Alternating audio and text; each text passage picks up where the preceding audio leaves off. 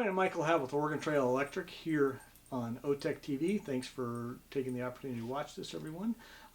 Doing one of our Rural Light videos this time, talking to Johnnie Bennett Battaglia, author of Mafia, Cowboys and Cocktails. Going to ask him a few questions about the book. Maybe he'll be kind enough to read a little bit, share some stories, and should be a good time. Johnny, can you tell us a little bit about the book, why you decided to write it, and some of the great stuff in the book? Well, it's interesting. Why I wrote it, more than anything, I suppose, is I knew that I had a great story to tell. Just not a typical story at all.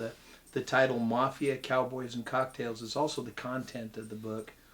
I didn't know if I was a storyteller until I actually wrote the work, and then from the the comments and the reactions and of the people that have read it, it turns out I'm a writer. And so it was also a cathartic process. There's a lot of, there's a lot of angst and heartache and a lot of fun and partying and rodeo and mafia, and it's it's a little more than most people have to deal with in the course of a lifetime. Also, I was a child actor, and before my dad was put in the penitentiary for federal tax evasion. I was a child actor, and my dad borrowed money from me to defend himself, and a considerable sum of money back in the 60s. And so, he was going to put me through college and get me whatever car I wanted, and believe me, he could have. He'd have figured out a way, but he died shortly before my 16th birthday, owing me a lot of money.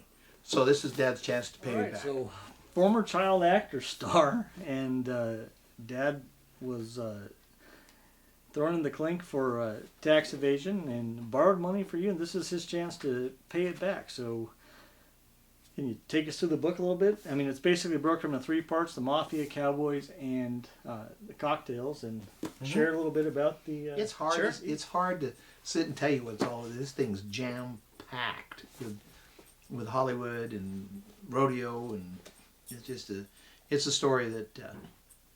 wow. So what prompted you to write this book? Well, I knew I had a story to tell. I mean, I really did. I mean, with the Mafia connection, with the rodeo connection, and rodeo was its own thing, in its own, kind of a clique. In this book has got everybody who was ever anybody in the 50s and 60s and 70s. Larry Mahan. I've got a glossary in the back of the guys that were, friends and friendly with me and my family. We got involved in that. And then I was a professional musician, touring musician, and an actor for, a great portion of my adult life. And so I had the story to tell. The question was, could I tell it in a fashion that people wanted to hear and would like to read? And, by all accounts, I've done that. So that's, I would say, the reason I've finished my second book. It's already written. It's not pressed or inked or published or anything yet, but it's coming out. It's a fiction based on fact account. The book is titled Cowboys, Cars, and Heroes. And it's based on the lives of people I've known. Thinly veiled fiction based on fact. This is fact. This is a novel. I mean, this is not a novel. This is a book. So I'm sort of fascinated by the Mafia aspect because, Tony Soprano and whatnot, real family-oriented business. How'd you not get involved in the Mafia? There was no way. My dad's folks, my grandparents were from Sicily. And my dad was, basically fresh off the boat. And they had 6 kids. They lived in Buffalo, New York, later moved into Brooklyn and that type of thing, moved into L.A. in the early 40s. They were dirt poor, through the Great Depression and that kind of thing. And my grandpa grew tomatoes in the backyard and shoed horses and whatever you could do to make a living. And they paid their dues so that we wouldn't have to. There was no way that we could have gotten involved, even if we'd wanted to. When I was 19, I went and visited my Uncle Charlie, who was still living after my father was deceased. And, I hung around thinking, hey, I could maybe do something, there's something for me in there. He said, go back to school.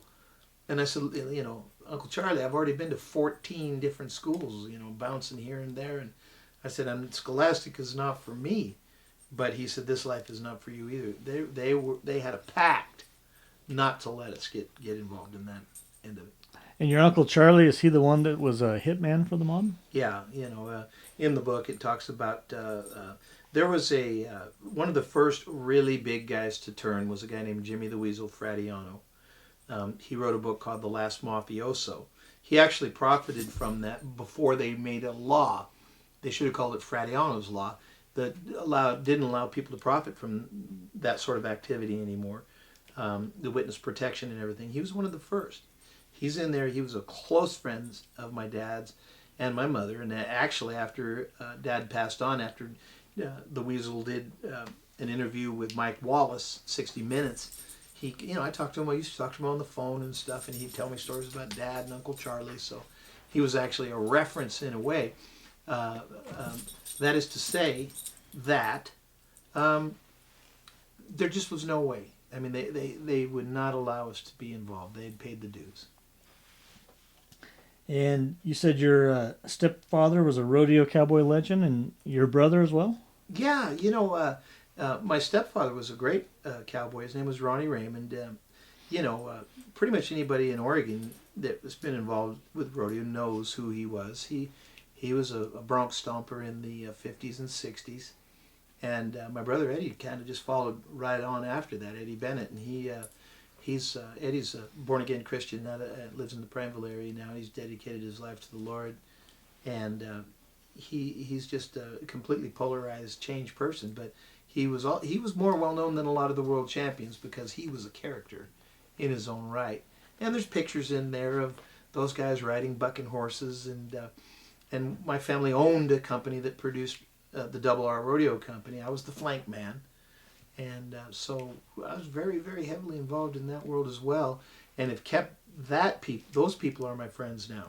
I have no connections from the old days whatsoever.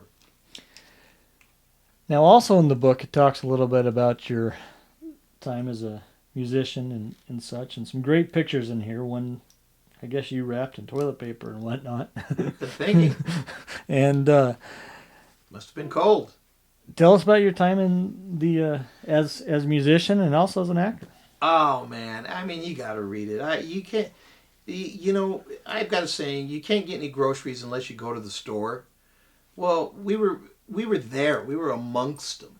There's tales of me with my band traveling, unbelievable. But there's also stories when I hooked up with a good friend who was a great guitar player. There's people in there like Ike Turner, who was the one that was married to Tina Turner, and we all know the movie about that. And Ike was actually credited for being the first rock and roll song he wrote called Rocket 88. That is considered the first rock and roll song at Sun Studios. That's huge. Billy Preston, people like this were, more than acquaintances. We jammed and played music together and did our thing. So, it was a question of putting yourself in just putting yourself in the spot. There's a lot of talented people out there, but if you don't go and get, immersed, rub elbows with these people and give it a shot and say, hey, listen to me. They may say, like Jerry Lee Lewis told my friend Victor one time. Victor had this great song called One More Jack Daniels, which I've covered.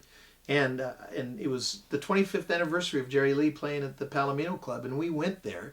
Victor was on the door deciding who got in to a trailer that they'd brought in because there was no dressing rooms at the Palomino in L.A. And this is not even in the book. And after the party, I said, Victor, play him One More Jack Daniels, and he did. And Jerry Lee looks, he says, I got one just like it. And Victor said, is that before you steal this one or after it?